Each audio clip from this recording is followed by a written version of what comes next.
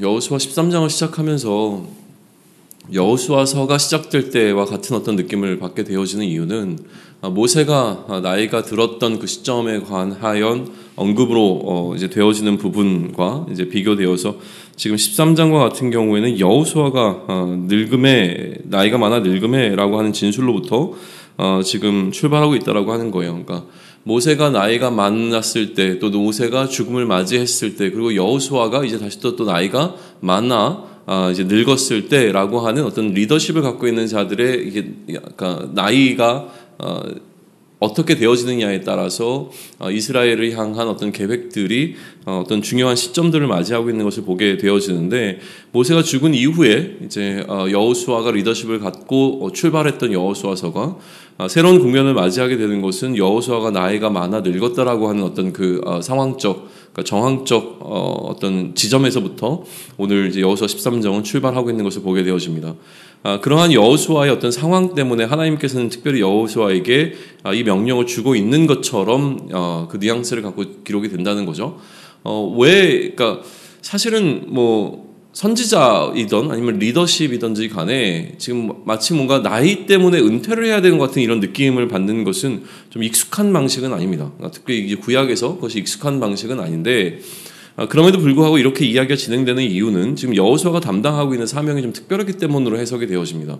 왜냐하면 여호수아는 정복 전쟁을 이끄는 어떤 군대의 어떤 리더십, 다시 얘기하면 이제 군대 장관과 같은 어떤 역할을 감당하는 것이 여호수아에게 주어진 사명이었기에 모세와는 좀 차이가 있었다는 것이죠. 그러니까 지금 여호수아의 어떤 그런 전쟁에 임할 수 있는 그 상태가 이제 어느 정도 한계에 다다랐다고 여겨지는 그 지점에 하나님께서는 이 역할을 여호수아로부터 이제 각 지파들에게로 좀 나누어 주고 있는 장면, 그러니까 땅을 분배해서 그 땅을 이 지파들이 기업으로 삼고 그 남은 정복의 전쟁을 그 지파들이 이루어내는 어떤 그런 관점에서 이러한 지금 새로운 이제 국면이 시작되고 있는 것의 출발점을 여호수아 13장으로 보시면 될 것 같아요.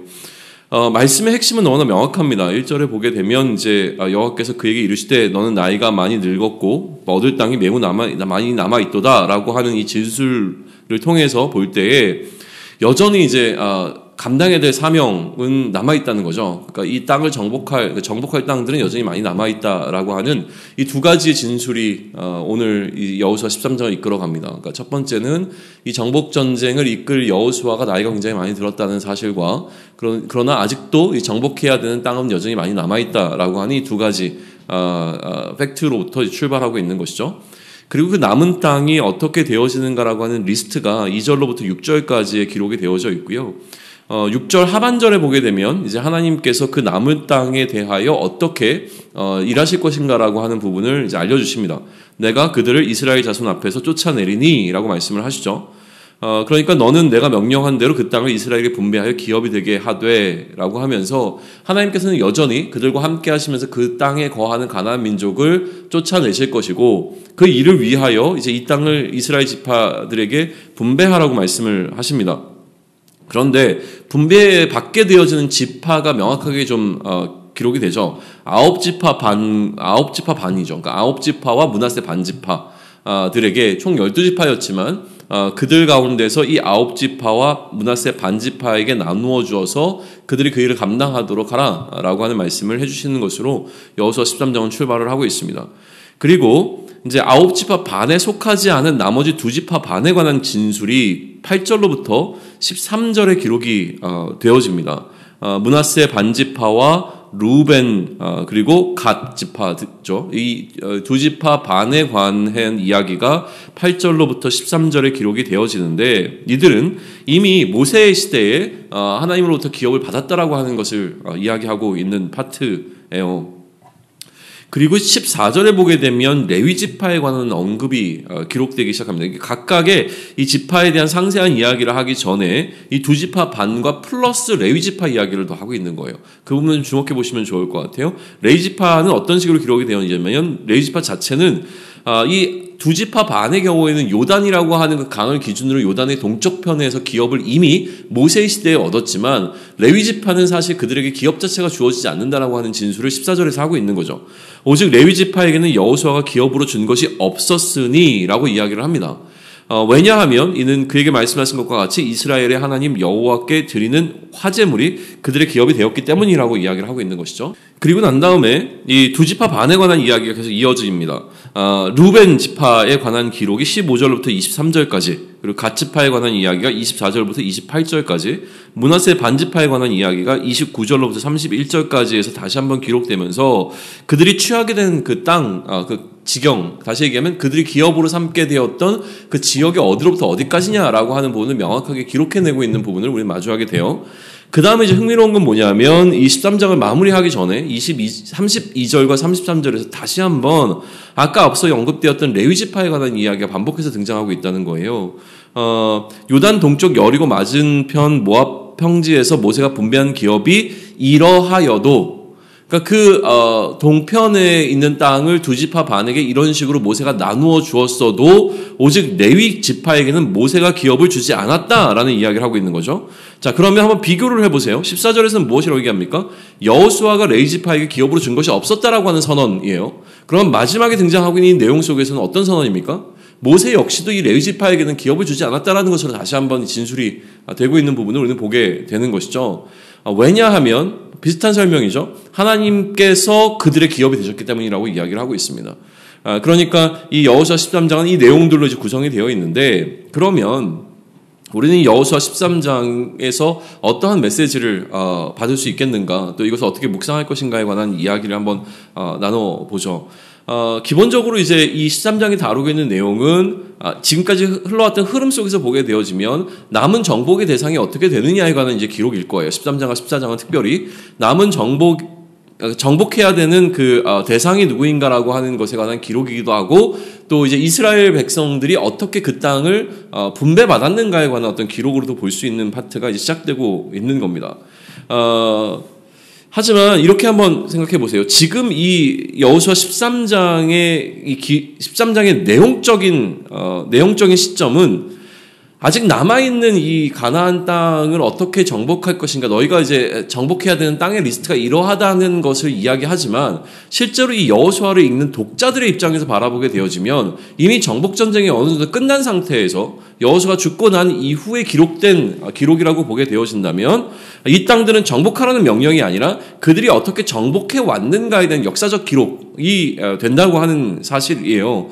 그러니까 그렇게 보게 되어지면 지금 독자들의 상태는 이미 정복을 마치고 난 이후에 그들이 정복한 땅에 대한 어떤 기록으로서의 진술을 지금 마주하게 있는 거죠. 그러니까 정복을 위해서 그들 자신이 어떤 땅을 담당했었나라고 하는 역사적 기록을 넘어서서 이 기록은 그들이 살고 있는 그 삶의 정황 속으로 침투해 들어오게 되는 역할을 하게 되는 거죠. 그러면 현재 그들의 삶의 자리가 어떠하고 그들의 삶의 자리가 왜 이래야 되는지를 이해할 수 있는 해석의 키가 되어지는 본문이 바로 이 본문이라고 하는 거예요. 조금 더 구체적으로 얘기해보죠. 이를테면 13절과 같은 진술들을 보게 되면 그러한 느낌들을 받게 되어지는데, 그술 족속과 마아갓 족속은 이스라엘 자손이 쫓아내지 아니하였으므로 그술과 마아갓이 오늘까지 이스라엘 가운데 거주하니라 라고 하는 이런 어떤 기록들은 현재 그들이 살고 있는 이 지역 가운데 왜 가나안 민족이 여전히 그들과 함께 거주하고 있는가라고 하는 부분에 대한 이해를 해줄 수 있는 본문이 되어진다라고 하는 거예요. 그런데 더 중요한 것은 무엇이냐면, 우리에게는 굉장히 무의미해 보이는 이 사람들이, 이 지파들이 각각 머물렀던, 그러니까 받았던 그 기업의 경계들, 그러니까 어떤 지역들을 이들이 받았는가라고 하는 것은 사실 우리에게 그렇게 큰 궁금함이 아니란 말이에요. 루벤 족속이 어디로부터 어디까지 그 지경을 받았는가가 오늘 우리의 삶에 무슨 영향을 미치겠냐라고 하는 거죠. 전혀 중요하지 않고, 전혀라고 하면 너무 과격하지만, 그러나 실제로 이 부분을 우리가 묵상해낼 때에 여기로부터 깊은 묵상을 하기는 굉장히 어렵습니다. 그러다 보니까 학자들은 여기다 굉장히 많은 의미를 부여해서 그 지역이 갖고 있는 역사적 기록들, 또 성경의 전후 문막들을 통해서 계속 이것들을 뭔가 풍성하게 하려고 노력은 하지만, 그러나 실제로 아무리 이렇게 노력을 한다고 해도 그 지역, 정말 한 번도 들어보지 못했던 이 지역이 오늘 우리에게 어떤 의미를 갖고 우리의 삶 가운데로 흘러 들어오기에는 굉장히 어려움이 있다라고 하는 거예요. 그러면 그럼에도 불구하고 이 본문이 어떤 의미를 갖고 있겠는가라는 질문을 좀 던져보죠. 한번 이스라엘 백성의 입장에서 생각을 해보셔요. 우리에게는 굉장히 무의미한 이 기록이지만, 지금 이 시대를 살아가고 있는 이 여호수아의 원 독자들에게 이 본문은 굉장히 중요한 본문이 되어집니다. 왜 그러냐면, 땅 분배와 관련되어 있는 진술이기 때문에 그래요. 가장 원초적인 진술이기 때문에 그런 것이죠. 그럼 이것이 어떤 역할을 감당하겠냐는 거예요. 소위 얘기하면 등기부등본이라고 이야기하나요? 어떤 법적 효력을 갖고 있는 진술로서 기록된 본문으로 본다면 이것이 갖고 있는 무게는 어마어마한 것이죠. 가장 우리 가운데서 민감한 부분이 무엇이냐면 재산을 분배하는 문제입니다. 소유권의 문제라고 하는 것이죠. 가족들 사이에서도 사실은 이 소유권을 이야기하는 것은 굉장히 민감하고 어려운 부분이기 때문에 사회적 이슈가 되는 것도 우리 종종 보게 되어지잖아요. 마찬가지로 지파 간에 어떤 분쟁이 일어날 수 있는 소지는 굉장히 많죠. 그 땅의 경계가 어디냐라고 하는 사실을 그들 사이에서 어떻게 합의를 이뤄낼 것이고 어떻게 이것을 해결할 것이냐. 그들 가운데 땅에 관한 분쟁이 일어날 때에 이것을 해결해야 되는 그 해결의 기준점이 되어지는 것이 바로 여호수아 이 13장, 14장이 될 것이라고 하는 사실이에요. 그 분쟁의 지점에서 그들이 가장 먼저 살펴보게 되어지는 어떤 그 법적 진술을 갖고 있는 본문으로 보게 되어진다면 이 본문은 우리가 느끼는 그 느낌과는 굉장히 큰 차원에서 이스라엘 백성들에게는 그 무게감을 갖고 다가오는 본문이 될 거라고 하는 것이죠. 특별히 어떤 상황 가운데서요? 땅으로 인해서 분쟁이 일어나게 된 분쟁의 상황에서 굉장히 중요한 법적 진술을 담아내고 있는 본문이다라고 하는 겁니다. 그렇다면 우리는 왜 이 여호수아 13장에서 모세가 이미 분배했던 두 지파 반의 땅을 다시 한번 상세하게 언급하고 있는지에 관한 해석이 먼저 가능합니다. 요단의 동쪽에 대한 지파들의 소유권을 인정해주는 역할을 했을 거예요. 이 기록은요. 요단의 동쪽은 이미 모세가 이 두 지파 반에게 나눠줬다라고 하는 진술을 하고 있죠. 그러나 그것과 아울러서 우리는 어떤 생각을 해볼 수 있냐면 요단 서쪽에는 이들의 지분이 없다라고 하는 것을 명확하게 해주는 선언이 될 수도 있습니다. 이제 요단의 서쪽에 남은 지역을 정복해야 되는데 그 지역을 정복한다고 해도 여전히 이 두 지파 반에게는 그 남은 요단의 서쪽에 대해서는 전혀 소유권을 갖고 있지 않다. 그들의 어떤 공로나 그들에게 넘어갈 부분은 없다라고 하는 선언적 진술로도 우리는 바라볼 수 있는 부분들이 있다는 거예요. 그리고 무엇보다 레위 지파의 땅에 관한 소유권이 없음을 두 번에서 반복해서 이야기하고 있잖아요. 근데 이 두 번이 어디에서 등장하냐면 요단의 동쪽에서도 레위인의 소유권은 없어요.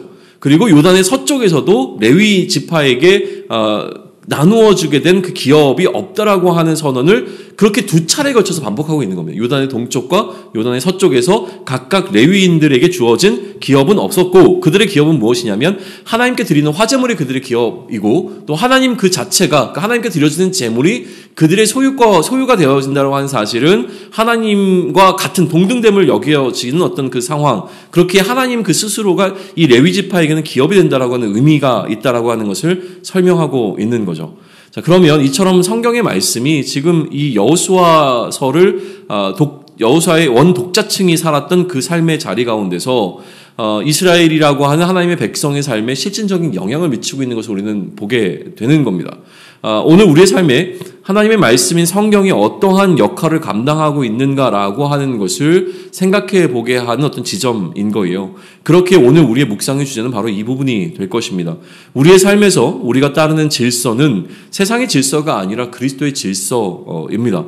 무엇이 그리스도의 질서인가라고 하는 판단을 위해서 우리가 해야 할 것은 무엇이냐면 이것이 세상의 질서와 그리스도의 질서의 어떤 충돌 지점 가운데 분쟁이 발생하고 그 분쟁 가운데서 우리가 무엇인가 옳고 그름을 판단해야 할 때에 그 기준점이 되는 것은 마치 땅으로 인하여서 그들 가운데 분쟁이 일어났을 때 그들이 찾아보게 되는 어떤 그 본문이 이러한 여호수아 13장과 같은 그들의 땅에 관한 어떤 선언이 담겨있는 본문이라고 한다면 우리가 그리스도의 질서와 세상의 질서가 혼탁해지고 그 가운데서 분쟁이 일어날 때 찾아봐야 하는 것은 그리스도의 질서에 관한 진술이 담겨있는 하나님의 말씀이라고 하는 부분인 것이죠.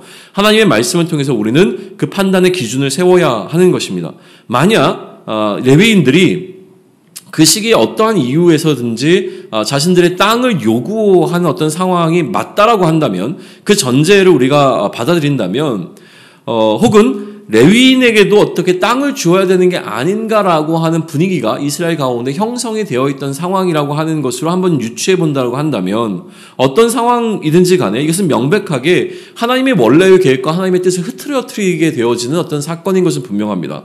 마찬가지로 우리의 삶도 이렇다라고 하는 거예요. 우리의 탐욕으로 인해서 혹은 우리가 생각하는 합리적이라고 하는 기준에 의해서 우리의 탐욕은 무엇입니까? 레위인들도 땅을 갖고 싶었던 것이죠.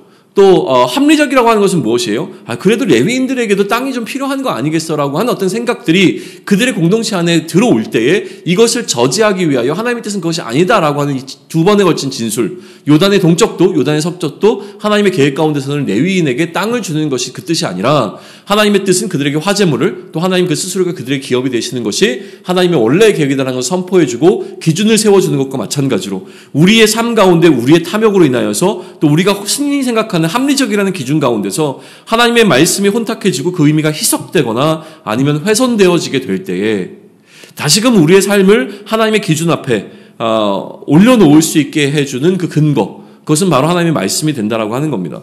우리의 삶이, 우리의 신앙적 결단이 이 새로운 한 해를 시작하면서 새롭게 되어집니다. 우리의 삶에 또 우리의 어떤 정황들 가운데 신앙적 결단을 통하여서 한 해를 시작될 때 어느 순간 또 이것은 우리의 탐욕으로 인하여 우리가 합리적이라고 하는 어떤 생각들로 인하여서 변질될 가능성이 굉장히 높습니다. 우리 안에 말씀이라고 하는 기준이 분명히 세워져 있지 않다면 우리는 반드시 또 넘어지게 될 것이 너무나 분명합니다. 하나님의 말씀이라고 하는 기준을 분명히 세우고 흔들림 없이 우리에게 맡겨진 사명인 이 기업을 잘 감당하는 저와 여러분이 되어지는 한 해가 또 오늘이 되기를 축원합니다. 아멘.